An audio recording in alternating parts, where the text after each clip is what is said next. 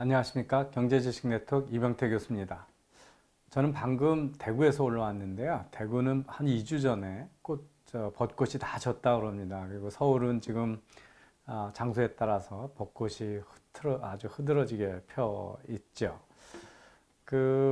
지난번에 제가 환경론자들이 곧 지구의 종말이 온다. 인간뿐만 아니라 다른 생명체까지 다 종말이 온다라고 하는 여러 가지 종말론적 예언을 한 50년대부터 계속해 왔다. 그리고 70년대는 지구가 너무 추워져 가지고 곧 아이스 에이지가 온다, 빙하기가 온다는 이야기를 했었고, 그것이 최근에는 이제 온난화가 돼서 지구가 거의 불타고 있다, 이런 걸 가지고 환경론자들이 우리한테 공포 마케팅을 계속하고 있다, 이렇게 말씀을 드렸습니다. 그럼 지금 현재 지구는 정말 어떤 세상 속에서 우리가 살고 있는지, 그 재앙의 예언 후에 지금 인류가 살아온 그간의 세월은 어떤 삶이었는지 이걸 알아보도록 하겠습니다. 결론을 미리 말씀드리면 Time we spent well, 그러니까 우리가 지금까지 아주 잘 살아왔다, 이렇게 번역을 할 수 있겠습니다. 우리가 풍요로워진 이유는 단 한 가지입니다. 우리가 산업혁명을 했고, 인간의 육체노동이나 기껏해야 소나 말한테 시켰던 동물들의 일부 힘을 받아서 생산을 하다가 동물이나 사람이 할 수 없는 어마어마한 일을 기계들한테 시킬 수 있었기 때문에 이 산업혁명이 이루어졌고, 이 산업혁명 덕에 우리는 정말 우리 조상들은 상상할 수 없는 풍요 속에 살고 있다. 그런데 문제는 이 기계는 어마어마한 에너지를 소비해야 한다는 것입니다. 그래서 인간에 비해서 어마어마한 양의 에너지가 투입되는 기계들이 어마어마한 생산을 해줬고, 그것이 우리 인류가 풍요로운 세상이 됐기 때문에 이 기계가 쓰는 에너지로 인해서 산업혁명 이후에 인류는 어마어마한 에너지의 생산과 소비를 하고 있게 됐습니다. 보여드리는, 잘 안 넘어가네요. 예. 지금 보여드리는 거는 1800년대부터 2017년까지 소위 화석 연료의 소비입니다. 보시면은 맨 밑에 회색이 이제 석탄이고, 그 다음에 주황색이 석유고, 그 위에 파란색이 천연가스입니다. 여기는 이제 화석 연료만 보여주는 거기 때문에 어마어마한 증가를 해왔다는 걸 알 수가 있습니다. 이것 때문에 지금 이제 온실가스 효과, 이 화석 연료들이 CO2를 배출하기 때문에 지구가 뜨거워지고 있고 온난화가 되어 있고 파국으로 있다라고 하는 주장의 배경이 되는 거죠. 물론 이제 이 전체를 보면 에너지는 이런 첫 번째 세 가지, 석탄, 석유, 천연가스 외에 보시면 최근에 들어서 우리가 소위 하는 신재생 에너지라고 하는 수력, 원자력, 풍력, 그 다음에 태양력 등과 함께 그리고 이제 바이오 퓨얼이라고 그래서 사실은 목재를 떼는 거죠. 이런 것들로 보면, 그렇지만 지금 우리가 그렇게 전 세계적으로 재생에너지, 신재생에너지를 얘기하지만 그 비중은 우리 3대 에너지원, 천연가스, 석유, 그리고 석탄에 비하면 아주 미미한 비중을 차지한다는 걸 알 수가 있습니다. 그 결과 이게 보여드리는 거는 기원전 1년서부터 2000년 동안 우리 지구 대기의 이산화탄소의 농도를 보여드리는 건데요. 산업혁명 초기까지만 해도 큰 변화가 없이 280 ppm 정도로 지금 유지가 되고 있다가 지금은 400 ppm 가까운 정도로 올라갔다, 이렇게 보여집니다. 그런데 보시면 선진국이 차지하는 CO2 비중, 이게 이제 비중이니까 절대량하고는 좀 다릅니다만은 미국이나 유럽, 영국 이런 나라들의 CO2 비중은 산업혁명 초기는 뭐 영국하고 미국 같은 데서만 산업혁명이 됐으니까 거기서 다 생산하다가 다른 나라가 많이 하기 때문에 상대적으로 지금 중국, 인도 쪽에서 치고 올라오고 선진국의 CO2 배출 비중은 급격히 줄고 있습니다. 우리나라도 전체 CO2 배출의 2% 미만을 생산하는 것으로 되어 있습니다. 그럼 이 CO2 배출이 되고 지구가 온난화된다는 사이에 세상은 어떻게 됐냐? 보시면 보여드리는 그래프에서 그 빨간색은 국민 소득이고요. 전 인류의 평균 국민 소득인데 여기 데이터는 2000년까지만 돼 있기 때문에 약 7,000불 정도의 국민 소득, 6,000불 조금 넘는 데까지만 나와 있습니다. 지금은 그보다 조금 높게 돼 있습니다. 그래서 우리가 3만 불이라고 하는 게 얼마나 전 세계 평균에 비해서 잘 사는가를 보시면 되는데요. 전 세계 평균이 6,000불, 7,000불이 안 되니까 우리는 거의 5배 이상 국민소득이 높은 나라다는 걸 알 수가 있고, 그 사이에 인구는 어마어마하게 늘어나서 전체 여기 2000년까지 나왔는데 지금은 74억. 여기 보면 2000년에 전 세계 인구가 60억이었으니까 그 사이에 한 20년 사이에 14억이 늘어나는 아주 경이적인 증가를 가져왔다는 걸 볼 수가 있습니다. 그래서 우리는 전하고 상상할 수 없는 18세기, 19세기 초만 해도 그 5억 명이 된 인구가 지금 74억이 됐으니까 단기간에 얼마나 많이 늘어났고, 그리고 그 많은 사람이 전하고 비교할 수 없는 그 500불 부근의 1인당 연간 소득에서 지금 7,000불 가까운 소득으로 올라간 경이적인 그 경제 발전을 했고 세상이 어마어마하게 풍요로운 세상이 됐습니다. 뭐 보시면 2016년까지 기준이지만 우리가 선진국에서 최근에 우리나라가 자랑하죠. 국민소득 3만 불을 돌파했다고 그래서 우리나라가 그 어마어마하게 전 세계 선진국의 경제 선진국으로 진입하는 데 봤지만 사실은 큰 그림을 보면 다 이 변화는 최근 산업혁명 후에 나타난 변화고, 어떤 나라가 조금 빨리 발전하고 있고 덜 발전하고 있지만 우리보다 훨씬 늦춰졌던 베트남, 인도네시아, 중국도 급격히 우리를 따라서 경제 성장을 계속하는 걸 알 수가 있습니다. 그 화석연료와 그 보여드리는 그래프의 오른쪽은 70년대부터 중국과 인도의 1인당 국민소득이 증가고, 왼쪽은 화석연료의 사용량입니다. 즉 국부가 올라가는 것은 산업혁명을 성공하는 거고, 산업혁명은 기계가 어마어마한 일을 하기 때문에 기계에는 에너지가 들어가야 되고, 지금은 가장 값싼 에너지가 화석연료로 생산되는 에너지이기 때문에 결국 에너지의 사용량하고 그 나라의 국부의 증가는 비례해서 높아질 수밖에 없다 하는 거죠. 그래서 화석연료 사용하는 동안 많은 후진국들이 국민소득이 크게 늘었고, 그래서 국가 간의 소득 격차가 급격히 줄어드는 그런 세상이 됐습니다. 그 화석연료가 많이 늘어나서 대기에 이산화탄소가 많아지지만, 대기의 이산화탄소는 온난화를 일으킨다고 비난을 받고 있고 온도는 올라가지만 유독가스는 아닙니다. 원래 있던 거니까. 그래서 보시면 두 나라가 잘 먹고 잘 사니까 당연히 평균 수명도 그 기간 동안에 급격히 늘어나서 인도 같은 경우는 50세에서 지금 한 67세, 중국은 한 63세에서 지금 75세로 2010년까지 수명도 계속 오래 늘어나서 모든 나라가 더 잘 먹고 잘 사는 걸 알 수가 있습니다.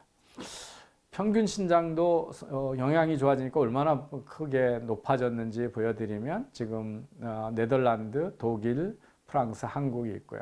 그 1900년에 우리와 네덜란드나 독일 사람들하고 프랑스하고의 신장 격차는 어마어마하게 컸습니다. 그렇지만 최근에는 많이 줄어들어 있죠. 우리나라가 얼마나 이 경이적인 성장을 했냐고 보면, 그 임페리얼 칼리지 런던이라고 하는 영국의 학교에서 지난 100년 동안 성인 남자의 키를 제일 많이 키운 나라가 어떤 나라에 있는가를 보면 1914년 대비 2014년 100년 사이의 변화 중에 우리나라가 평균 시장이 가장 많이 큰 5개 국가의 세 번째입니다. 그래서 이란이 제일 많이 컸고요. 그린랜드, 이건 뭐 나라라고 볼 수는 없겠지만 그린랜드에 사는 사람들이 한 15cm 컸고 우리가 15cm 커서 상당히 많이 증가를 해서 한 세대 전, 100년 전 사람들보다 우리가 머리 하나가 더 큰 그런 평균 신장을 키웠고 더 놀라운 사실은 우리나라 성인 여성들의 평균 신장은 영국의 여성의 평균 신장하고 2cm 차이밖에 차이가 나지 않고 더 놀라운 건 40세 미만, 45세 미만을 재면 한국 여성이 영국 여성보다 평균 신장이 더 큰 그런 나라가 되어 있습니다. 그 이유 중에 하나는 우리가 어릴 때부터 아주 많은 양의 풍부한 영양을 섭취하면서 자라고 있기 때문에 저 보시면 1950년 우리나라가 전쟁이 끝났을 때 우리나라는 하루에 2000칼로리를 간신히 먹는 나라였는데 지금 2013년 기준으로 한 3200칼로리를 먹어서 WHO가 권장하는 일일 섭취량 2400칼로리에 비해서 상당히 많은 과잉 영양을 섭취하는 나라가 되어 있습니다. 인도, 중국도 그렇게 따라가 있고 프랑스, 이탈리, 미국 다 마찬가지입니다. 그 미국의 섭취량을 보시면 월등히 우리보다 많았었고 1950년만 해도 어마어마한 차이가 났었죠. 지금은 이제 많이 좁혀졌습니다. 제가 오늘 그 대구에 가서 조찬 모임을 했습니다. 그래서 같은 테이블에 여러 경영자 지도자들이 앉으셨는데 아침을 먹는데 나온 그 작은 공깃밥을 다 비우시는 분은 한 분도 없었습니다. 왜냐하면 같이 나온 음식 중에 밥보다 더 건강한 음식들이 많았기 때문이죠. 보시는 것은 1961년부터 2013년까지 우리나라의 육류 소비량이 얼마나 늘어났는가를 보여드리는 거고요. 이게 지금도 얼마나 빨리 증가하고 있냐면 2013년 데이터가 64kg였는데 1년간 섭취하는 육류의 양이 2017년에 우리나라는 72kg로 섭취량이 늘고 있습니다. 그래서 한 4년 사이에도 8kg 이상의 증가니까 매년 한 2kg씩을 더 전보다 많은 육류를 소비한다고 볼 수 있고요. 고난의 행군 때 10kg도 못 먹던 북한이 요즘 사정이 좀 좋아져서 16kg 정도의 육류 소비를 하고 있으니까 얼마나 빈약한 상태에서 지금 북한이 살고 있는지를 보실 수가 있습니다. 그 1900년까지만 해도 전 세계는 거의 비슷한 평균 수명을 유지하고 있었는데 그것이 그 1920년대부터 급증하기 시작을 합니다. 그래서 평균 수명이 다 같이 올라가서 오래 사는 나라가 됐고요. 그 물 부족 국가가 돼서 된다 이런 겁을 많이 줬죠. 그런데 아래 그래프의 왼쪽을 보면 인구가 많아졌고 더 점점 많이 쓰기 때문에 우리가 담수를 쓰는 양을 보시면 아주 기하급수적으로 증가하고 있음을 볼 수가 있습니다. 반면에 오른쪽은 파란색은 잘 소독된 안전한 물이고 빨간색은 그렇지 못한 물입니다. 그래서 전 세계 인구가 50억에서 1990년 최근 70억으로 늘어났지만 그 수도에 정제되고 소독된 물에를 접근을 못하고 하는 인구는 계속 줄어들고 대부분의 인구는 전에보다 훨씬 안전한 물을 소비하고 있어서 물 보족이 온다라고 했던 것들이 얼마나 거짓말인가를 보여줄 수 있습니다. 그래서 각 나라별로 안전한 물을 먹는 인류가 1990년에서부터 얼마나 많이 늘어났나를 보시면 오른편에 있는 그래프에 짙은 청색으로 갈수록 전부 안전한 물을 먹는 나라고요. 옅은 색은 그렇지 못한 나라인데 대한민국이 안전한 물을 먹고 있는 나라고 아프리카의 몇 개 국가를 빼놓고는 대부분 안전한 물을 다 먹고 있고 이것이 영아 사망률을 급격히 줄이고 있습니다. 그래서 이 왼쪽 편에 있는 것을 보면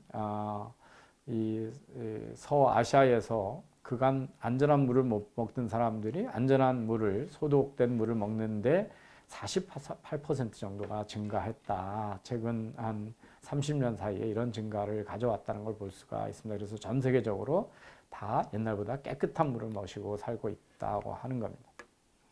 공기가 오염이 돼서 마스크를 전쟁 때 쓰는 방독 마스크를 쓰고 다녀야 된다라고 하는 겁을 줬다는 말씀을 지난 시간에 했습니다. 그렇지만 지금 보여드리는 건 미국의 대기 중에 소위 유독가스의 비중이 얼마나 줄어들고 있는가를 보여드린 겁니다. 그래서 미국의 공기는 점점 깨끗해지고 있고요.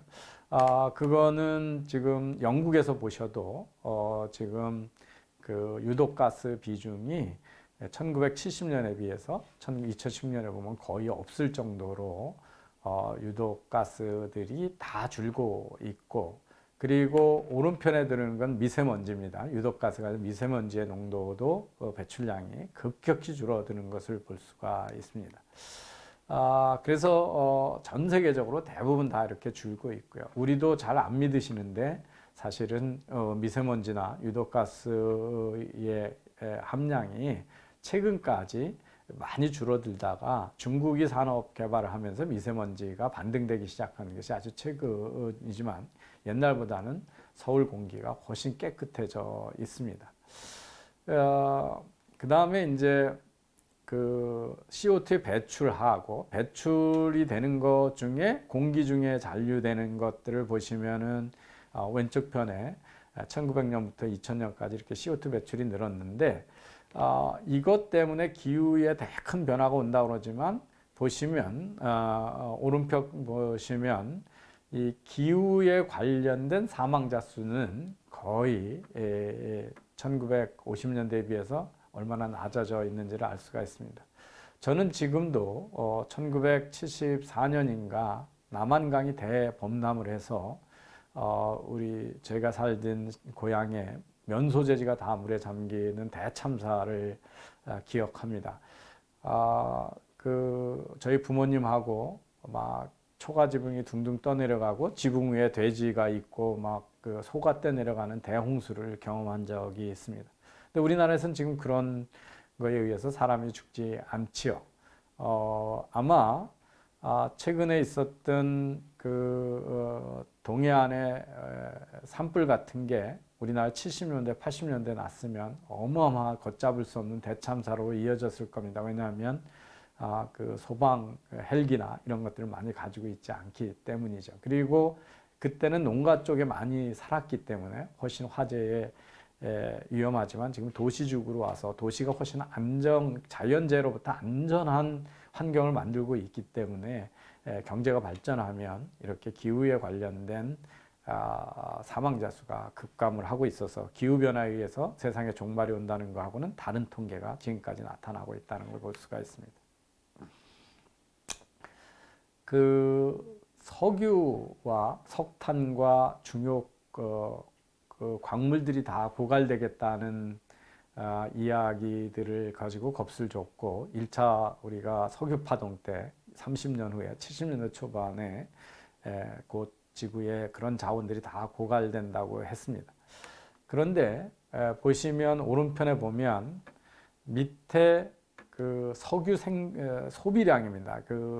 소비량이 급증한 거로 돼 있지만 우리가 찾아낸 석유량에 비하면 보이지도 잘 않게 되죠. 위에 그래프가 우리가 발견하고 있는 석유 매장량이고 밑에가 실제 소비량입니다. 그러니까 우리가 소비만 보면 앞에서 제가 여기 화석연료가 얼마나 많이 소비되고 있는가를 보여드렸지만 매장량에 비하면 거의 표시도 안 나는 적은 양을 우리가 소비하고 있고 매장량은 이렇게 많이 쓰면 줄어야 되는데 점점 늘어나고 있는 역설이 보여지고 있죠. 이거는 두 가지 이유입니다. 하나는 어디 있는지 찾아내는 탐사 기술이 발전하게 되죠.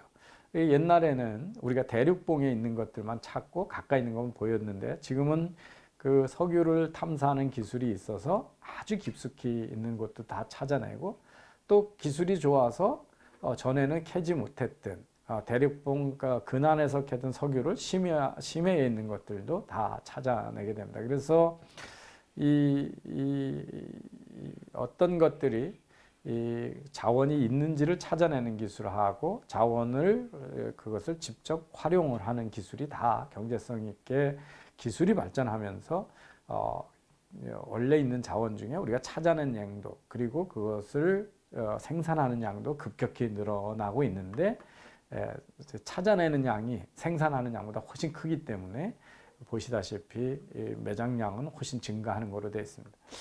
에너지의 양이 자연이 준 한정된 게 아니라 기술에 의해서 결정된다라고 하는 주장이 바로 이겁니다. 기술이 늘어났고 전보다 훨씬 우리나라에 지금 동해안에 가면 동해가스전이 있습니다. 그거는 어마어마하게 깊은 바다 위에 우리가 플랜트를 세우고 거기서부터 가스전에 파이프를 박아서 지금 울산 쪽으로 가스를 지금 천연가스를 우리가 생산하는 나라가 됐고요. 여러분 잘 모르시겠는데 그 천연가스 생산하는 동안에 정제가 필요할 수 없을 정도로 석유가 좀 부가적으로 생산이 됩니다. 그래서 석유공사분들은 이 석유 한 방울도 안 나오는 나라에서라고 하는 표현을 상당히 싫어합니다. 사실은 우리나라가 석유가 납니다. 워낙 작은 양이라서 표시가 안 나는 뿐이죠. 그래서 이 석유도 1800년대 그 락펠러라고 하는 창업가가 이 원유를 정제해서 등유로 만들 수 있는 정제 기술을 개발했을 때 에너지원이 됐고 그 전에는 이렇게 밭에 뭘 우물을 파려고 했는데 검은 물이 올라오면 아주 재수 없는 것으로 인식이 돼서 인류 역사상 전혀 에너지원이 아니었는데 1800년부터 에너지원으로 돌변을 했습니다. 아인슈타인이 발견한 위대한 공식은 E는 MC 제곱이라고 하는 공식입니다. 즉 세상에 있는 모든 물질은 에너지를 포함하고 있어서 우리가 기술을 가지고 있으면 세상에 있던 모든 물질로부터 에너지로 전환을 하죠. 근데 그 전환하는 비용이 적게 되는 물질이 뭐냐라고 하는 거에서만 차이가 있습니다. 그래서 원자력이라고 하는 방사능이 나오는 물질들은 그냥 물질이었는데 우리가 그 방사능을 그 핵 분열이 많이 일어나게 깨트리는 기술이 생겼기 때문에 지금 원자력이라고 하는 기술이 있기 때문에 그 방사능을 쉽게 내뿜는 자원들이 에너지가 된 거죠. 그리고 그 공기 중에 수많이 많은 수소는 오래전까지만 해도 그게 에너지원이라고 생각을 안 했는데 우리는 지금 수소를 이용해서 연료전지를 만들고 그걸 가지고 수소 경제를 만들 수 있다 그래서 새로운 신에너지원으로 지금 연구 대상이 되고 있습니다. 그래서 에너지는 기술에 의해서 무한대로 돼 있고 지구는 이 환경론자들이 주장하는 것과 틀린 이유는 지구는 이렇게 폐쇄된 시스템이 아니라 매일 태양으로부터 에너지를 계속 받고 있는 이렇게 오픈되어 있는 시스템이다. 에너지를 태양이 우리한테 많이 주고 있기 때문에 그렇습니다. 태양이 준 에너지하고 태양이 아니라 지구 자체가 가지고 있는 물질들이 에너지를 포함하고 있기 때문에 그 에너지 양은 기술에 따라서 무한히 늘어날 수 있다는 겁니다. 그래서 에너지 고갈은 완전히 틀린 예언이 됐다는 거고요. 해수면이 많이 올라간다고 그러는데 보시면 여기 여러 가지 도표가 있는데 해수면이 낮아진 스톡홀름 스웨덴이나 헬싱키 핀란드나 이 북구 유럽 쪽은 해수면이 낮아지죠. 그런가 하면 그린란드 같은 LA 부근에 있는 해수면은 급히 올라가기도 하고 그래서 시드니 같은 데는 거의 변화가 없습니다. 그래서 인도 뭄바이 주위에도 거의 변화가 없고요. 그래서 해수면이 급격히 올라가서 다 물에 잠길 것이라고 겁을 줬던 투모로우와 같은 영화나 알고의 이야기는 현재까지는 새빨간 거짓말이거나 기우로 판명이 나고 있습니다. CO2가 계속 늘어나면 그것들이 계속 누적돼서 가속화되느냐 근데 이제 보시면 그렇지 않다라고 하는 것들이 과학자들이 보시면 그 산업혁명 이전에 CO2 효과가 훨씬 늘어났고 산업혁명 이후에는 훨씬 완만하게 그린하우스 효과가 일어난다라고 하는 걸 보여주고 있습니다. 그 보여드리는 그래프는 이 1970년부터 2016년 사이에 그 유조선에서 석유를 쏟아져서 해양 오염을 시키는 그런 사건의 숫자입니다. 그러면 1970년대 어마어마하게 많다가 최근 2016년쯤 가면 한 해에 한 20건의 그 소위 유조선에 석유가 쏟아지는 사고가 지금은 한두 건으로 줄어들어 있다는 걸 보실 수가 있습니다. 그래서 환경도 훨씬 덜 오염되고 있습니다. 지구의 인구가 늘어나니까 식량을 더 많이 생산해야 되고 그러면 화학 비료를 많이 줘서 토양은 전부 산화가 되고 그래서 점점 위험하고 토양에는 화학 물질로 가득 찰 거라고 생각을 하지만 보시면 2000년서부터 각 나라의 비료 사용량이 급격히 주는 것을 볼 수가 있고요. 오른쪽에 있는 게 우리나라의 그 화학 비료 사용량을 보여주는 그래프입니다. 보시면은 2000년 한 2007, 8년까지 높다가 그때부터 상당히 많이 줄어들고 있죠.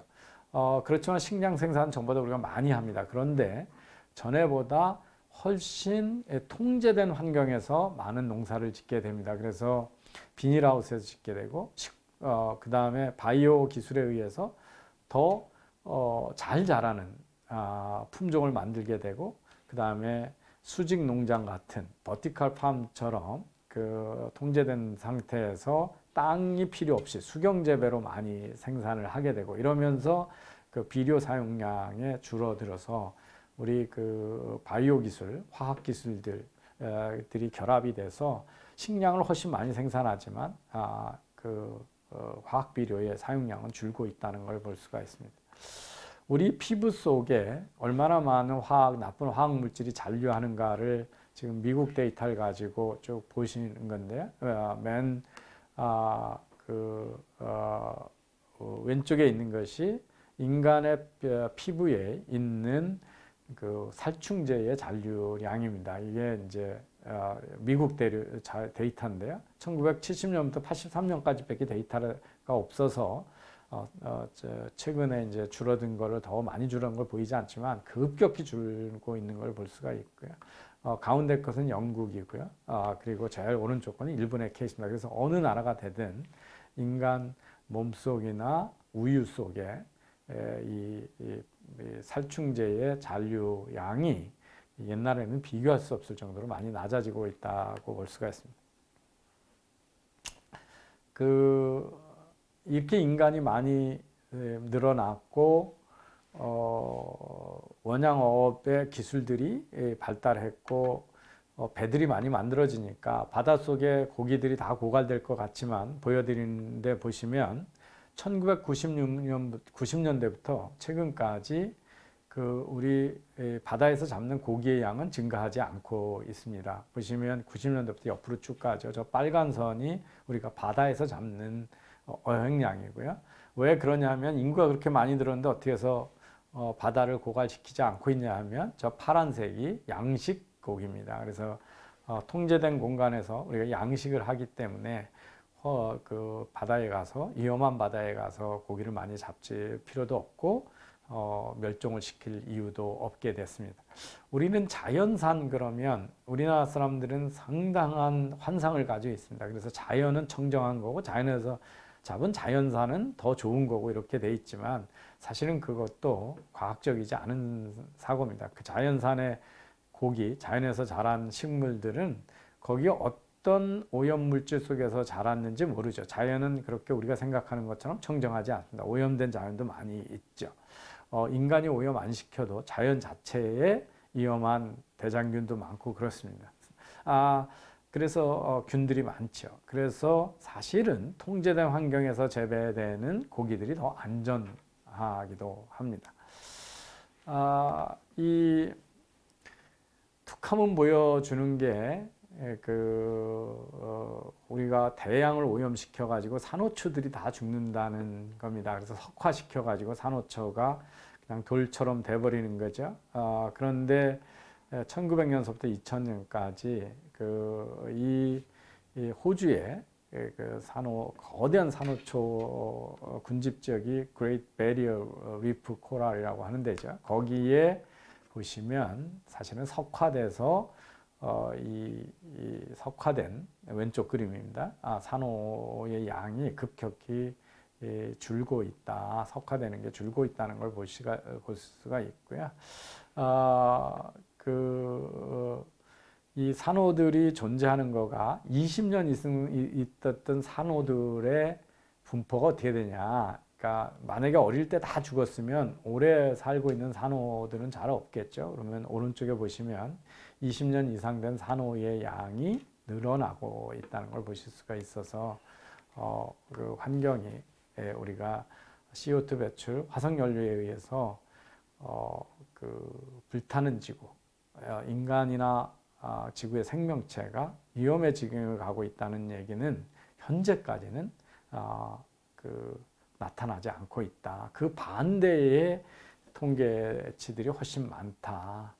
즉 화석연료의 급격한 생산과 소비에도 불구하고 인류는 더 풍요롭고 건강하게 살았으며 자연환경도 더 개선되고 있다는 것을 알 수가 있습니다. 그러면 우리가 남는 의문이 있습니다. 지금까지는 다행히 그랬는데 CO2 양이 더 늘어나고 나면 갑자기 이제 임계점, 지금 환경론자들에게는 2도가 넘어가면 이 지구가 불타는 지구가 돼서 갑자기 지옥으로 떨어질 거라고 하는 파국론은 믿을 수 있는 거냐? 현재까지의 지구 환경을 봐서는 환경론자들 얘기대로 흘러가고 있지 않은데 CO2가 계속 올라가니까, 그리고 그들의 모델에 의하면 이대로 가면 2도 미만에서 멈춰야 되는데 4도에서 6도 사이를 갈 수 있다라고 하는, 그렇게 되면 파국이 된다는 이야기를 하고 있습니다. 그 이야기가 얼마나 믿을 수 있는 이야기인지는 다음번에 말씀드리겠습니다. 오늘은 트럼프 대통령의 파리 협약 철회하고 탈원전을 선언한 문재인 대통령의 선택, 어느 쪽이 옳은가를 따져보는 두 번째, 지구는 지금 불타고 있는가, 환경론자들의 예상은 지금 적중해 왔는가, 이런 말씀을 드렸습니다. 다음 시간에 환경론자, 지구 온도 변화에 대한 예측 모델의 신뢰성에 대해서 말씀드리겠습니다. 감사합니다.